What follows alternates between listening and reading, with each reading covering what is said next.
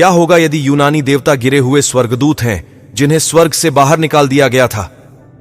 या तो ऐसा कहा जा सकता है कि गिरे हुए स्वर्गदूत देवी देवता कैसे बन गए? How did fallen angels become gods and goddesses?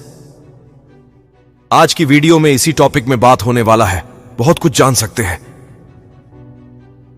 Comment में आपको अगर और भी कुछ पता है तो जरूर बताइए, ताकि हमें भी कुछ आपके पास से जानकारी मिले। हनोक की पुस्तक ने इसे संबोधित किया और यह पवित्र धर्म ग्रंथ का हिस्सा था, जैसा कि मृत सागर स्क्रॉल में स्पष्ट है। पवित्र ग्रंथ बाइबल में वास्तव में उन राक्षसों के नामों का उल्लेख नहीं है जो बाद में देवी देवता बन गए, जिन्होंने पूजा की मांग की। निश्चित रूप से एक बात यह है कि पवित्र धर्म ग्रंथ ने एक हनोक की पुस्तक को उद्धृत किया है जिसमें उन गिरे हुए स्वर्गदूतों का उल्लेख किया गया है जो देवता बन गए। ये देवता छवि और मूर्तियों के रूप में हो सकते हैं जो इस गिरे हुए स्वर्गदूतों या स्वयं की छवि में बनाए गए थे। मेरे सामने तुम्हारे पास कोई दूसरा ईश्वर नहीं होगा। तू अपने लिए ऊपर स्वर्ग में या नीचे पृथ्वी पर या नीचे जल में किसी वस्तु की मूर्ति न बनाना। प्राचीन ग्रीस में प्रसिद्ध मूर्तियों या देवताओं में से एक छात है।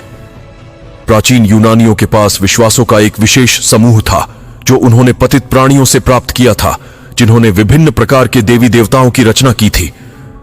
प्रत्येक यूनानी देवता और देवी देवदूत जैसी भूमिकाओं के लिए खड़े थे। धर्म ग्रंथ में मनुष्यों के मामलों पर वॉचर्स, ग्रीक देवी देवताओं और नेफिलिम, डेमी देवताओं के शासन को एक हनोक के अध्याय 7 और 8 में वर्णित किया गया है। उन अध्यायों में वॉचर्स ने मानव जाति के लिए शिक्षकों की भूमिका निभाई है, ठीक उसी तरह जैसे कुछ ग्रीक देवताओं की भूमिका निभाई है जिन्होंने नश्वर दुनिया तक पहुंचने के समान कार्य को पूरा किया। ये कुछ यूनानी देवता हैं जो वास्तव में पतित देवदूत प्राणी हैं। ज्यूस, आकाश के देवता पोसीडॉन, समुद्र का देवता एरेस, युद्ध के देवता एफ्रोडाइट, प्रेम की देवी हेरा, महिलाओं की देवी डेमेटर, फसल की देवी एथेना, रणनीति की देवी अपोलो, सूर्य, संगीत और कविता के देवता आर्टेमिस, शिकार की देवी हेफेस्टस, अग्नि के देवता हेमीज, दूत भगवान डायोनिसस, हेफेस्टस अग्नि के देवता, हेमीज दूत भगवान डायोनिसस, शराब का देवता। ये ग्रीक देवता गिरे हुए स्वर्गदूतों से मेल खाते हैं जो एक हनोक का वर्णन करते हैं।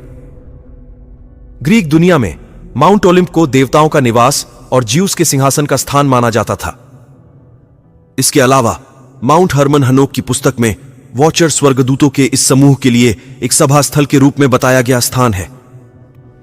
ऐसे ही एक अवसर पर वे वहां एकत्र हुए थे जब मानव पत्नियों को लेने के संबंध में चर्चा उठी। सृष्टिकर्ता के प्रति पूर्ण निष्ठा। हालांकि केवल एक ही ईश्वर और केवल एक ही सच्चा विश्वास है, अर्थात जो शास्त्रों में सिखाया गया है। हमारा धर्म त्यागी संसार हमेशा झूठे धर्मों, बुतपरस्त और पंथ प्रथाओं और समन्वयवाद की सदियों पुरानी आग्रह से भरा रहा है, जिसके तहत एक धर्म के पहलुओं को दूसरे में समाहित किया जाता है और इस प्रकार दोनों को बदल दिया जाता है, अभी भी हमारे साथ है। दरअसल हमारे समय में धर्मों की उत्कृष्ट एकता के लिए नए सिरे से शैक्षणिक खोज के माध्यम से इसे आश्चर्यजनक रूप से पुनर्जीवित किया गया है। मानव जाति मूर्ति पूजा में कैसे गिरती है? यहां दबाव कोई नई बात नहीं है। कनान पर कब्जा करने के बाद इजराइल को लगातार यहोवा की पूजा में प्रजनन देवी देवताओं की कनानी पूजा को शामिल करने और स्वयं यहोवा की छवियां बनाने का प्रलोभन दिया गया था। ये दोनों कानून द्वारा निषिद्ध हैं। आध्यात्मिक मुद्दा यह था कि क्या इसराइलियों को याद होगा कि यहोवा, उनका अनुबंधित ईश्वर, उनके लिए सर्वथा पर्याप्त था और इसके अलावा उन्होंने अपनी विशेष निष्ठा का दावा किया था, इसलिए कि अन्य देवताओं की पूजा करना आध्यात्मिक व्यभिचार था। यह एक ऐसी परीक्षा थी जिसमें राष्ट्र काफी हद तक विफल रहा। पहली शताब्दी के रोमन साम्राज्य में समन्वयवाद समान रूप से व्यापक और स्वीकृत था, जहां बहुदेववाद व्याप्त था और सभी प्रकार के पंथ पनपे थे। ईसाई शिक्षकों ने विश्वास को ज्ञानवाद, एक प्रकार की थियोसॉफी, जिसका अवतार और प्रायश्चित के लिए कोई उपयोग नहीं था, क्योंकि यह मनुष्य की समस्या को अज्ञानता के रूप में देखता था, न कि पाप के रूप में समाहित होने से रोकने के लिए कड़ा संघर्ष किया। और बाद में नियोप्लाटोनिज्म और मनीचेइज्म दोनों ने ज्ञानवाद की तरह मोक्ष को मुख्य रूप से भौतिक दुनिया से अलग होने के मामले के रूप में देखा। ये संघर्ष अपेक्षाकृत सफल रहे और ट्रिनिटी और अवतार के क्लासिक पंथ सूत्रीकरण उनकी स्थायी विरासत का हिस्सा है। मूर्ति पूजा की बुराई के बारे में धर्म ग्रंथ कठोर है। मूर्तियों को भ्रामक गैर अस्तित्व के रूप में उपहास किया जाता है, लेकिन वे अपने उपासकों को अंधविश्वास में गुलाम बनाते हैं।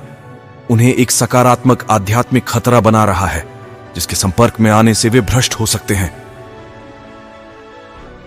हमारी ईसाई पश्चात पश्चिमी संस्कृति में जो उस आध्यात्मिक शून्यता को भरने के लिए तैयार है, जिसे लोग समन्वयवाद, जादू टोने और जादू टोना के प्रयोगों पर दया करके महसूस करते हैं, मूर्ति पूजा के खिलाफ बाइबल की चेतावनियों को दिल से लेने की जरूरत है। तब सवाल यह आता है कि क्या प्राचीन मिस्र के देवता ईसाई पतित देवदूत रहे होंगे? मुझे ऐसा लगता है कि विहित धर्म ग्रंथों, हनोक की पुस्तक और जशेर की पुस्तक को पढ़ने से सभी सर्वेश्वरवादी गैर अब्राहमिक संस्कृतियों द्वारा देवता माने जाने वाले देवता अवश्य ही देवदूत होंगे, जिन्होंने ईश्वर के खिलाफ विद्रोह किया और जानबूझकर इस दुनिया में शारीरिक संबंध के लिए गिर गए। उद्देश्य यह शास्त्र के अध्ययन पर भी खरा उतरता है कि राक्षस या बुरी आत्माएं नेफिलिम के अवशेष हैं, जो गिरे हुए स्वर्गदूतों के बीच मिलन की संतान है। इसलिए दानव दिवंगत आधे इंसानों की आत्माएं होंगी, जिन्हें हमारे पिता ने महान बाढ़ में मार डाला था। स्वर्गदूत स्वयं स्पष्ट रूप से इस समय अंधेरे में जंजीरों में बंधे हुए हैं, अंतिम न्याय के दिन की प्रतीक्षा कर रहे हैं। यह बताता है कि क्यों प्राचीन संस्कृतियों का मानना था कि उनके देवता भौतिक अवतारी प्राणियों के रूप में उनके बीच चलते थे, और फिर भी हम अब उन्हें नहीं देखते हैं, या दुनिया के वर्तमान युग में वे हमारे बीच काम नहीं करते हैं। वे यहां थे और हमें अपने झूठ और अपने पार्लर के हथकंडों से लुभाकर उनकी पूजा करने और हमारे एक सच्चे ईश्वर को त्यागने के लिए स्वतंत्र थे। लेकिन इस समय वे कैद में हैं। इस बारे में आपका क्या सोच है? कमेंट में जरूर बताएं, ताकि आपके जरिए हमें भी कुछ जानकारी मिले। प्रभु यीशु मसीह को दिल से धन्यवाद। आमीन। Praise the Lord. Thank you.